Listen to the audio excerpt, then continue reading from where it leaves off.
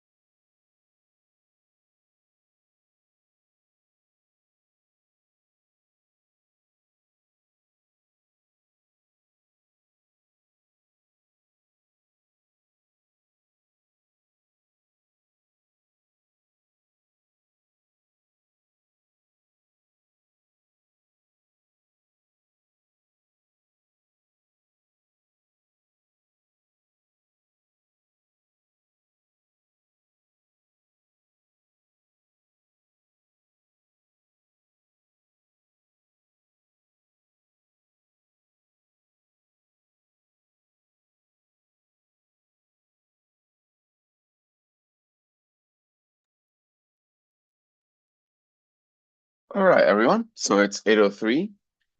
First of all, let me just by saying off that I hope everyone is doing fine, that you and your loved ones are all safe.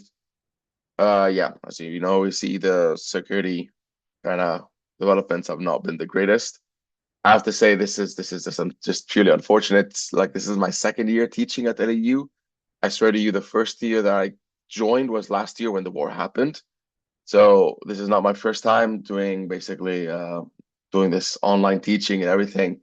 And I know how annoying it is and how stressful it is on you guys because already studying pre-med is stressful, or whatever you're doing, just starting off the first year in a university is very stressful.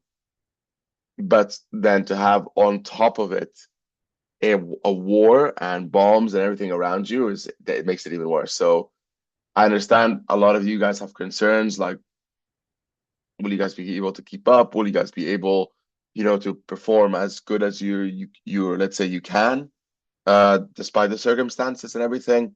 So I want you guys to take it, let's say, to take it easy, step by step. It's easier said than done. I know, I really know, but I really want you guys to take it, step by step.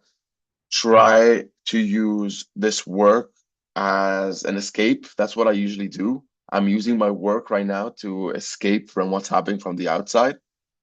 And I try to dive in and not think, like I try not to look at the news. I try not to look what's happening, just get isolated just for those hours. That's the only thing you can do.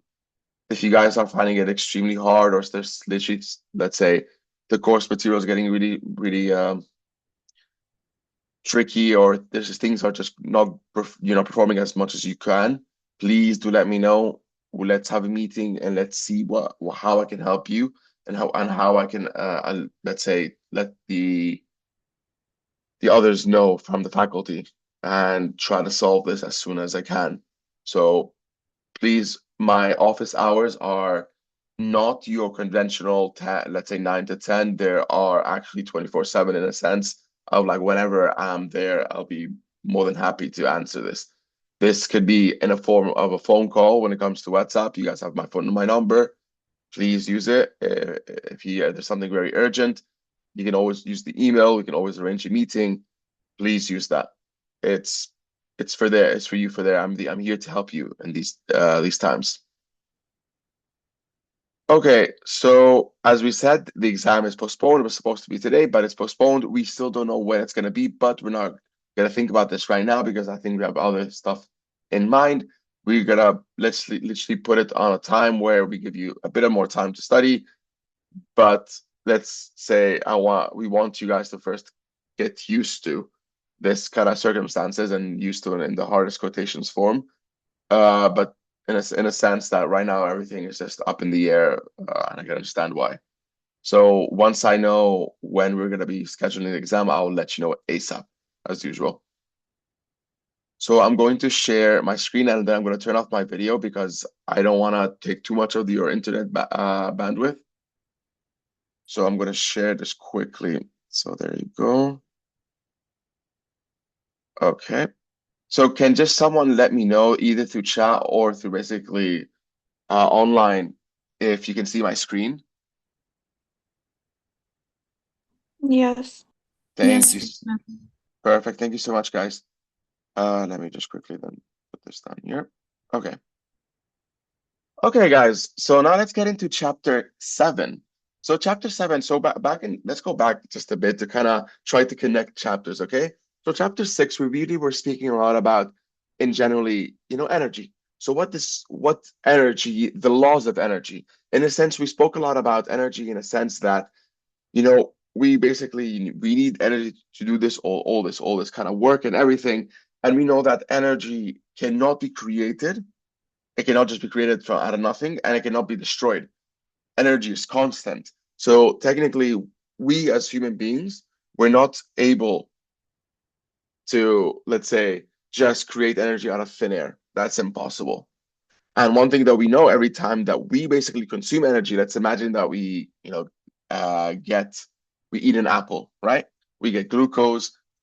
Once we get that glucose, what we're trying to do is we're trying to actually break it, oxidize it in much more literal term, which we'll be talking a lot about today. We're trying to oxidize it in order to take all the energy as much as we can from that glucose molecule in order to perform work. And every time that we try to remove energy, energy is always lost because nothing is 100% efficient. So just like the transactions, like let's say you have dollars, you want to basically get euros, you go to basically the exchange person. The person will exchange the money, but he's going to take a commission. A bit of it is going to be lost. Same thing goes with energy. Every time we try to take energy from something, we always lose a bit of it, and that's called entropy. That's the chaos.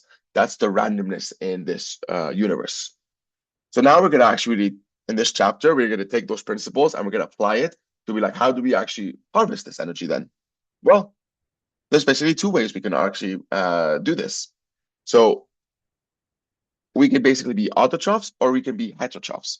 What that means technically is that if we are an autotroph, is that we are an organism that is able to create organic molecules from sunlight, hence via photosynthesis, meaning that you're a plant that you're able to take up the sun, this sun, you're able to convert that energy coming from the sun into an organic molecule.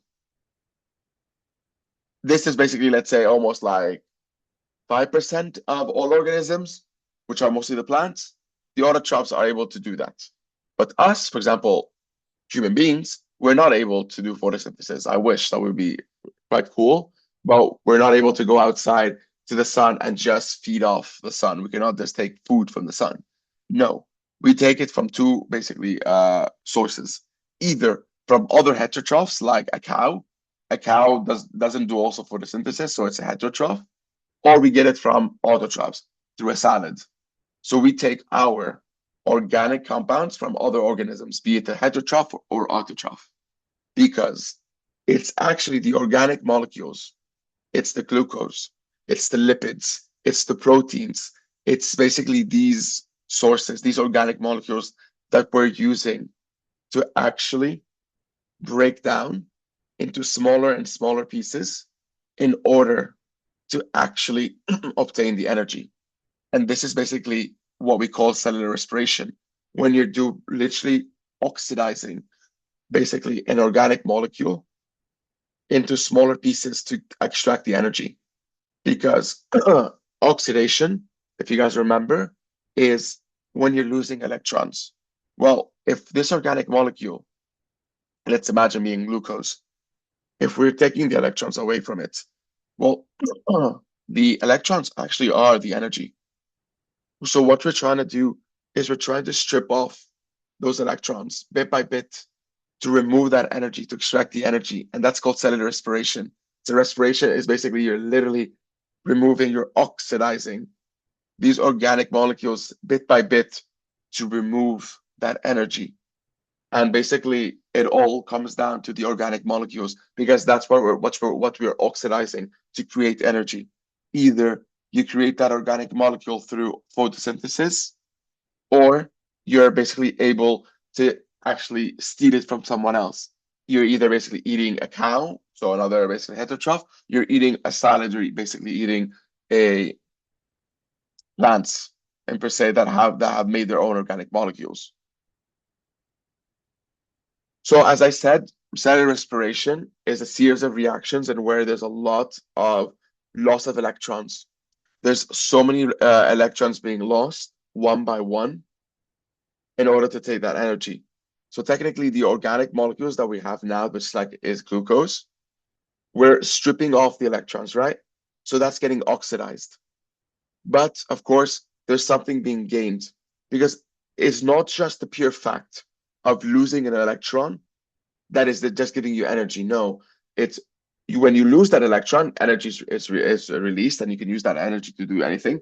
But that electron also has energy, has a lot of energy. So what we do is basically we kind of use another molecule, which we'll be talking about very shortly, to accept it. Because first of all, electrons when you have a glucose molecule, you break the bonds. Okay, an electron is free. When you break that bond, energy is going to be released. Awesome. You can use that energy to do basically work. But also that electron that's now lost still has energy. That electron, if it keeps moving around randomly, it's going to keep losing more energy, more and more and more, because the more it moves, the more it needs energy to be released. That is a waste. You're losing that energy. And two, electrons moving around your cell is so dangerous. We call these free radicals. So free radicals, they're literally are radicals that are free, that are going everywhere and destroying anything they can, be it DNA, be it your mitochondria, be it your Golgi, whatever it is. So we do not want free electrons. That is extremely dangerous. So we have something, basically a molecule that is losing its electrons, great, to give us energy. But then we have another molecule that is accepting that electron, to help minimize that loss of basically of energy, because if the electron is on its own moving around freely, we're losing much energy that the electron has. So we want to accept it and also make sure that that free electron is not doing damage. So that's literally cellular respiration. We are literally taking your organic molecules that we got either through photosynthesis or by eating other organisms. We're taking those organic molecules and we're literally just doing a series of redox reactions. We're destroying basically the organic molecules, removing the electrons, hence being oxidized, and we're passing these electrons on to something else. So hence other molecules are being reduced because they're getting electrons. And that's what cellular respiration is. It's a series of reactions that are basically it's a series of redox reactions of loss of electrons and gain of electrons. That's how we're able to harvest energy per se.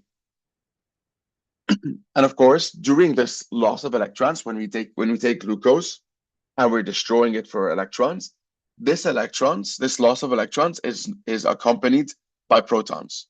So meaning that you don't just lose electrons, you also lose protons. We call this dehydrogenation because this is going back now almost to chapter 2. We know that hydrogen atoms are as simple as one electron, one proton. Hydrogen atom is the only atom, or basically, let's say, element. It's the only element that does not have a neutron. So if you lose a hydrogen atom, it means you're losing one electron and one proton. And that's what's usually happening in the electron, basically in these oxidized reactions. So the organic molecules, how are we stripping the electrons off? It's by removing hydrogens. So when you remove a whole full hydrogen, you lose an electron and a proton together. So these redox reactions are technically dehydrogenations.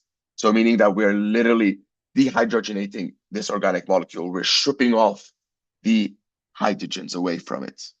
And we're going to basically see this quite a lot throughout these reactions right now.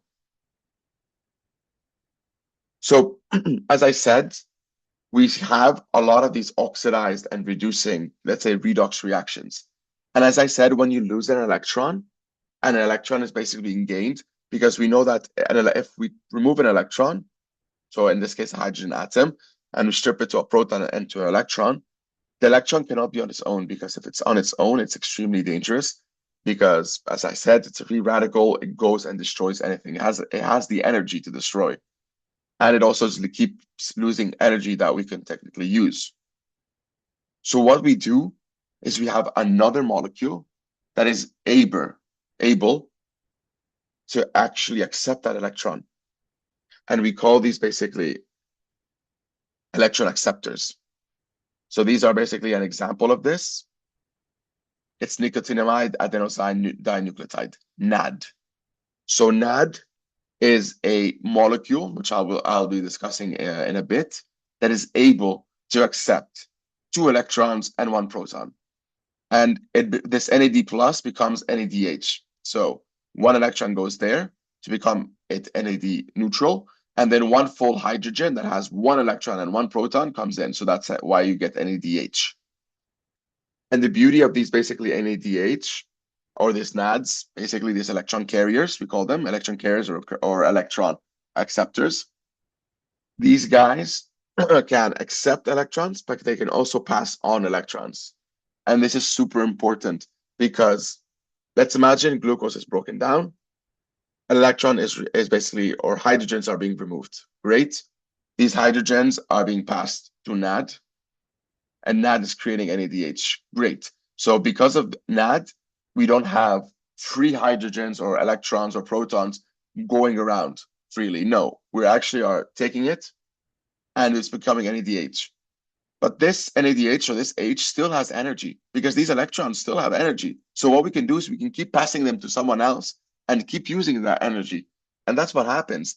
We keep passing electrons from one electron carrier to another in order to take all the energy from that electron. Because every time an electron goes from one place to another, it's losing energy. Every time it's going down from one shell to a lower shell. Remember the energy shells, the KLMN? So imagine that in the glucose, the electron was in the N shell. Now when it's in this NAD, it goes down to basically its L shell. So every time it goes from one shell down, it loses energy. Well, that energy, we can take it to do it work. And then from the L, it goes to basically to the K. And it keeps going down, down, down, down until it has no more energy. So we keep passing these electrons from one electron carrier to the other as to the point that there's no more energy anymore in that electron. So we're literally squeezing all of the energy that you have there. That's what you're doing here. And we'll definitely be going into much more details about this. Cells obtain energy during cellular respiration by oxidizing food molecules such as glucose. The energy derived from these oxidation reactions is used to form ATP. Oxidation can be defined as the removal of hydrogen from a molecule. Since a hydrogen consists of a proton and an electron, a proton and an electron are removed during oxidation. Whenever a molecule is oxidized, hydrogen is removed. Another molecule is reduced.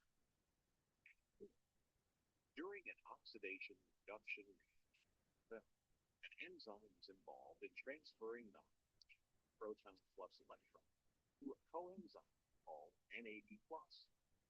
This enzyme has a binding site for both the substrate and NAD+. Once the substrate and NAD+ are bound to the enzyme, the hydrogen is transferred from the substrate to the NAD+. In other words, the substrate is reduced, and the NAD+ is reduced to NADH. As with all enzyme-mediated, once the reaction is complete, the products separate from the enzyme. The enzyme begins again. NADH, IRG electron variant, diffuses away and is available to build hydrogen and other molecules. So in this nice video, we saw basically that what we're trying to do is we're trying to take glucose and we're trying to oxidize it. We keep trying to oxidize it more and more and more to take as much energy as we can from those electrons that are being literally pulled out, or hydrogens are being pulled out, in order to do ATP, to create ATP. Because we know that the production of ATP is basically endergonic. We need to make it exergonic in a sense. We need to create, we need energy to funnel that. So what we do is we remove electrons from glucose in order to help us give energy to do ATP, to create ATP. And of course, every time we remove electrons, energy is released and that energy can be used. Great.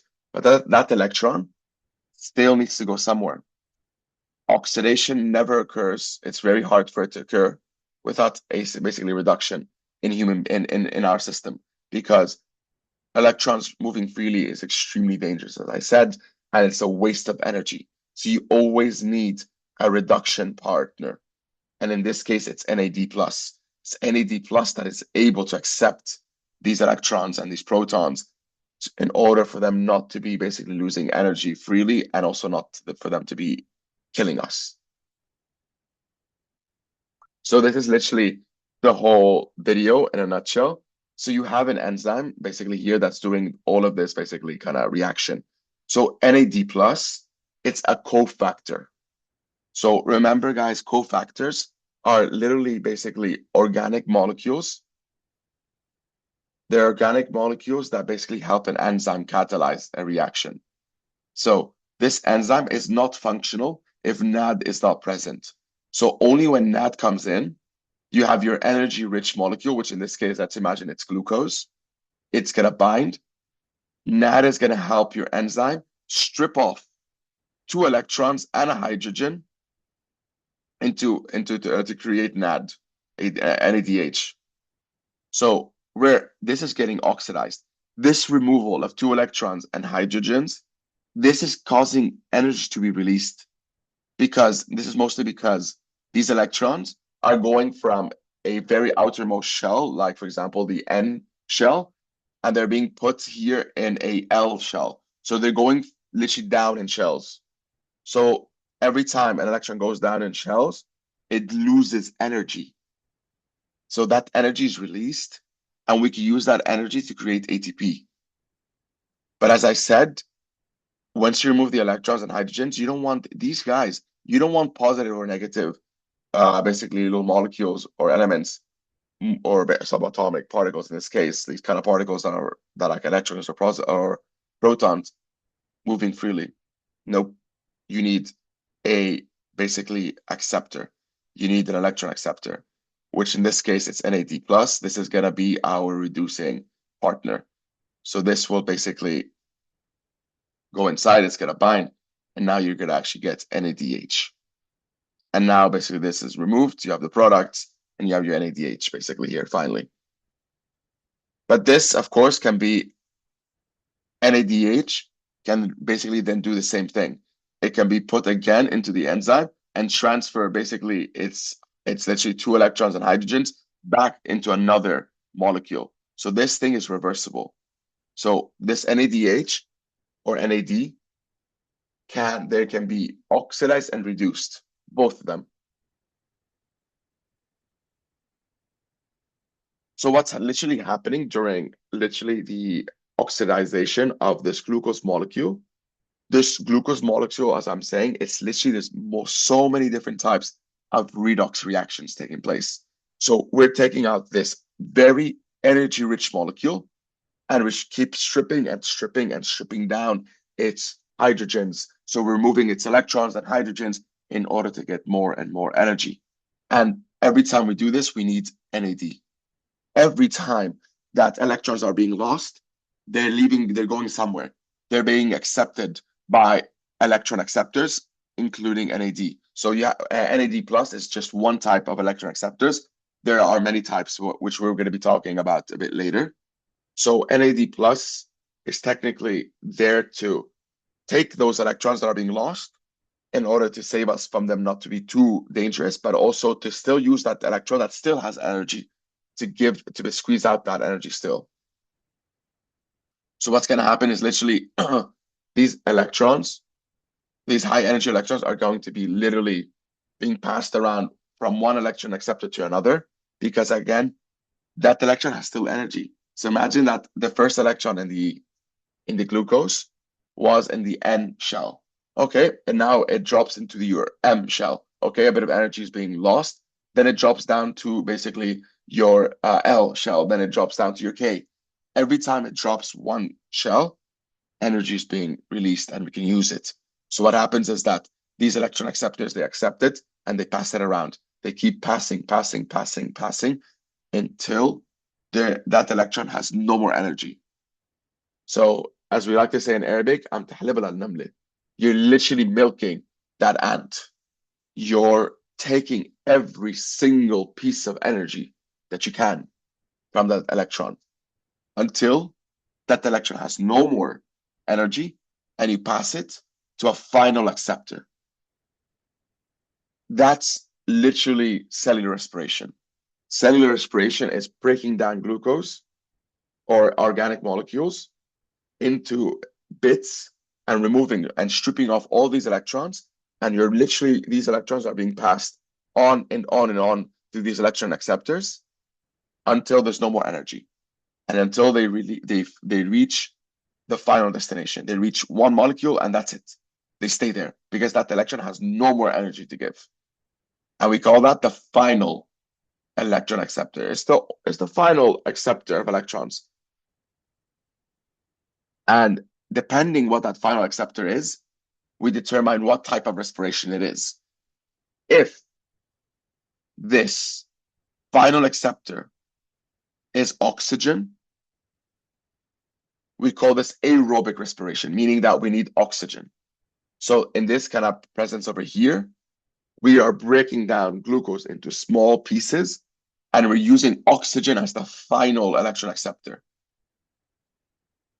If basically the final electron acceptor is an inorganic molecule, so it's not O2, we call this anaerobic respiration. And actually, believe it or not, this is how you create alcohol. We'll definitely be going into details about this on Friday. But if we use oxygen, we call this aerobic respiration as our final electron acceptor. If you use an inorganic molecule as your final electron acceptor, it's anaerobic. If you use an organic molecule, it's basically called fermentation. Sorry, this is what we're used to do alcohol, not this one, sorry. So again, we said electrons are being passed from one electron acceptor to the other because we're trying to remove all the energy. Every time, basically, the electrons going from one outermost shell down to the next down one, it's losing energy, and we're trying to remove all the energy it's able to be able. And then once no more energy is there, we pass it on to a final electron acceptor, a final one. If that final acceptor is oxygen, it's aerobic respiration. If that's an inorganic molecule, anaerobic. And if it's basically an organic molecule, we call this fermentation. So we're going to be talking a lot about aerobic respiration because that's actually the most commonly used type of respiration in our body because we're able. So this is basically glucose. So as we all know, this is the famous formula of glucose. So what we do is basically we're trying to burn down glucose technically. We're trying to burn it down into carbon dioxide and water. And we're using oxygen as your electron acceptors. You're using actually 6 oxygens to do that. So once these are basically these oxygens accept the electrons, the final electrons, they become water. And this is basically literally how we get energy from glucose. We burn it down and we use basically oxygen to get carbon dioxide, water, but also energy. Energy that's coming is lost as heat. Some of it is lost in heat, but also some of it is basically being given to ATP for us. And this reaction is literally like burning. Every time you burn, let's imagine that we go and burn wood. When we burn wood, our products are water and carbon dioxide. If you go burn, I don't know, metal, the same, well, not metal, but let's say organic molecules, we get the same thing. So technically, if you think about it, we're literally burning down glucose to get energy. And technically, the amount of free energy that we get, so this is free energy, so this is not all the energy that we use for work, is around minus 686 kilocalories per mole of glucose. So if we take right now glucose, we put it in a test tube and we burn it, this is the amount of energy. However, in a cell, we get 715 kilocalories. But why is it that if we take glucose and we burn it in a test tube, we get 686? But when a cell does it, when the cell burns glucose, it gets more energy from that. Well, this is all because of these basically passing of electrons that we're again utilizing so much. We're literally trying to conserve as much energy as we can. Because when you burn glucose in one go, a lot of it is going to be lost as literally as heat. Quite a lot of it, it's going to be lost. Because it's going so fast and so much heat is being basically accumulated. In our cells, first of all, we cannot do that. If we let glucose burn down in one go, there would be so much heat that you'd burn down your whole damn cell. So imagine in our cells, they're doing that. You'd literally burn. If we just by burning glucose in our system, we would be burning ourselves. Because if you do it in one go, you really start to release a lot of heat. So what happens is that rather than basically glucose being lost in one go, in literally one burning, we do it in small steps, small little steps, and we're stripping bit by bit the electrons, and we're passing them to NADH, and NADH is passing them to another electrons, and on and on and on. We do this bit by bit, and this prevents the large amount of heat being lost, and that helps us basically by that we don't lose too much energy. So we're trying to minimize the amount of heat because heat is lost energy, is literally energy we're not able to use. So we're trying to minimize that in order to conserve the energy for us and basically not to burn us. So this is again a very beautiful schematic of what I'm literally saying. So what happens? Let's imagine this is your electrons from food. Let's imagine this is your glucose, okay? So this is basically at a very, very high energy level. So the steps are denoting the energy level. So the lower you go, the lower the energy goes down. So you start off from here, from a place of a lot of energy, right? So we take 2 electrons and then we pass it on to an electron carrier. So let's imagine NADH. NADH now takes your electrons. This, from here to here, this electron that's now been broken, so the bond is being broken, that electron is being passed, that releases energy. Some energy is going to be lost as heat. We're not going to be able to use that. That is entropy. Some of it is going to be lost in a way that we can use to create ATP. Awesome. But this electron still has energy. Let's use it. Well, this NADH passes it on to another NADH, basically, or another electron carrier. So this basically jump over here releases energy and is being funneled. So some of it is lost as heat and some of it is passed basically to create ATP. Awesome. But this still has more energy. Let's still use it. We pass it on again. Release energy, some of it's heat, and some to use to ATP. Still has energy, great. Let's also push it. Release. We can also, it still has a tiny bit of energy. Let's then basically remove it. And basically some of it's heat, some of it's going to ATP. Finally, this electron doesn't have any more energy. We get basically your final acceptor. So in this case, because it's aerobic respiration, we use oxygen. We take up oxygen, which then is able to create water. So this is literally cellular respiration, so aerobic respiration in a nutshell. We're literally stripping down glucose. We're removing all of its electrons bit by bit. And what we're doing with these electrons is we're taking them by electron carriers and we're passing them on and on and on. So they're literally playing hot potato here in order to remove all the energy. Some of it is lost as heat and some of it is basically taken up to create ATP.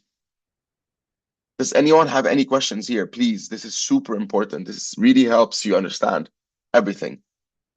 So if there's any questions, either put it on the chat or please just let me know if you want me to repeat something.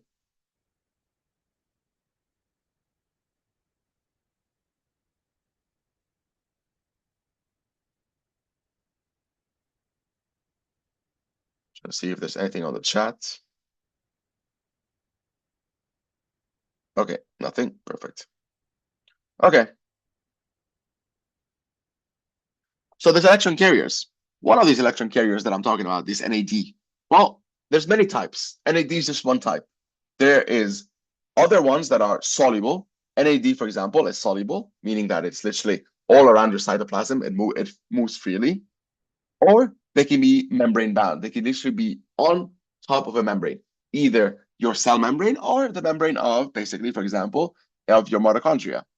So they can be bound to a membrane, or they can literally move within the membrane. There's a lot of these basically electron carriers or electron acceptors, we call them as well, that are extremely hydrophobic. And what they love to do is they love to literally move inside that basically hydrophobic region. They love to interact with the fatty acid tails.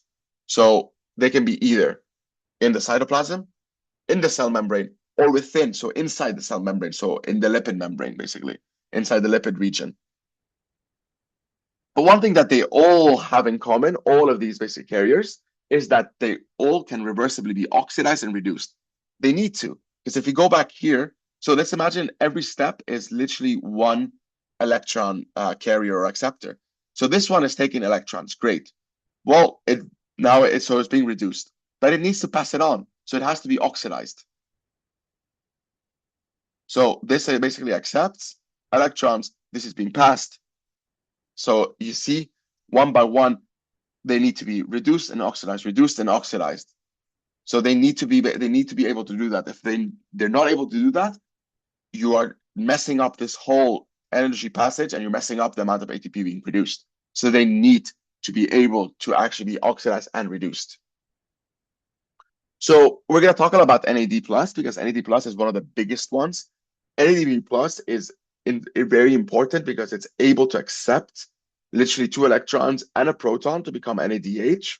And this one then basically is able then to keep passing these electrons for on and on and on. And if you look at NAD, what NAD is, as we said, NAD stands for nucleotide adenosine dinucleotide. Guys, always look at the name. So nicotinamide, adenine, dinucleotide. Dinucleotide. It's made of 2 nucleotides then. Well, that's what it is. It's 2 nucleotides. The first one, so let's see from here, you have an adenine, a ribose, and a phosphate. This is a nucleotide. This is something that we used to do basically RNA. Well, this is basically adenine. basically because it has the adenine, basically, nitrogen base.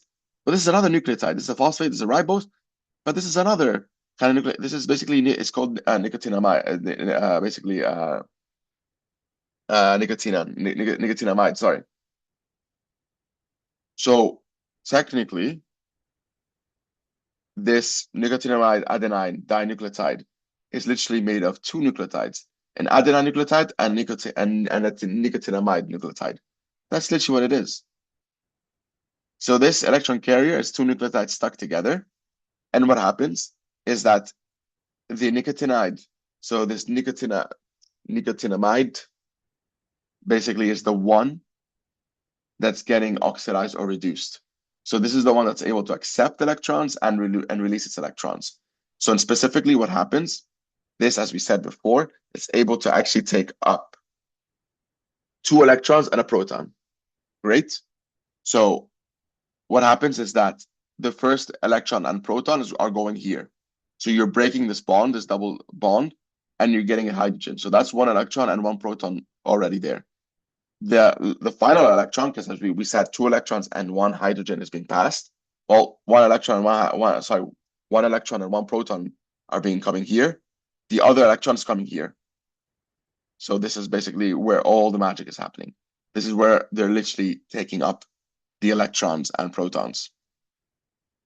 And of course, once it gets oxidized, you have an electron being lost here, so hence becomes N+, and a whole hydrogen. So this whole dehydrogenation is being lost. So you're losing 2 electrons and 1 hydrogens. Because you always have to think that if you lose 1 full hydrogen, you're losing 1 electron and 1 proton together. So here, every time that these electrons are literally being passed around, energy is being lost, or basically being lost as heat and energy being lost to use to do work. Well, there's 2 ways of creating ATP. Either we take this energy that's been lost from these electrons now, and we do something called substrate level phosphorylation. And this happens during glycolysis, when we're breaking down glucose. And we're going to be talking about this quite a lot on Friday. What we do is we literally are trying to help this whole basically reaction occur. We're trying to help the transfer of a phosphate to ADP. So ADP is adenosine diphosphate. So we're trying to put basically a phosphate here to create ATP. So this is usually how ATP is created, by literally transferring a phosphate into ADP to create ATP. So from diphosphate to triphosphate, because it's these phosphate bonds, these high energy bonds that are giving us energy. So either we're using basically these electrons that are being released, we're using that energy to funnel this reaction. And we call this substrate level phosphorylation. So from a substrate level, we're phosphorylating, we're pushing a phosphate to go into ADP. That's one way of basically getting energy. Or we use basically a proton gradient. So what happens is that every time these electrons are being passed, what we do is we create something called a proton gradient. And this usually happens in the membrane. We're creating basically protons to come to be, because now there's a lot of electrons, you're creating a lot of negative field. You're creating protons to come to a certain area, and we're using those protons to do energy. This is called oxidative phosphorylation. It might seem a bit too complicated, but I swear to you, I'm going back to this literally on Monday. I don't want to already, let's say, confuse you. Just know for now that we're able to take energy from these reactions to either do substrate level phosphorylation to create ATP in this kind of reaction, or to do oxidative phosphorylation. What oxidative phosphorylation is, trust me, we're going to go into details about this. I don't want, because to just sum it up in this little paragraph, it doesn't make sense. I will come back to this and make this very understandable for you. So this is literally what we're going to be starting next week. I'm going to basically stop here. I'm going to be stopping here. Don't worry. So we're going to be talking a lot about, okay, how are we able to oxidize fully in chemical reactions wise a glucose? And we usually use two different types of reactions. We use glycolysis and oxidative phosphorylation, so which are basically these two, substrate level phosphorylation and oxidative phosphorylation. We're literally trying to break down glucose as much as we can and extract as much energy as we can from there to convert glucose and oxygen into CO2 and water to create it and also to release energy as heat, but also ATP. So these, what I just said over here, especially these, we're going to see them a lot in action. We're going to see how these energy being passed on one to the other, how we can use it to do phosphorylation, the substrate level phosphorylation, but also how we were able to use them for oxidative phosphorylation. All right, guys, I'm going to stop here. Does anyone have any questions? This first of all, I've recorded this and it's basically, I think, up already on Blackboard, but I've gone to do this even better. I've done the recording of this and I'm going to post it there. So you have 2 videos to go over this. But this doesn't mean that you're not allowed to ask questions. No, please ask me any questions. If something is still not basically you're not understanding something, please also let me know. Is everything understandable? Is anything something you want me to repeat?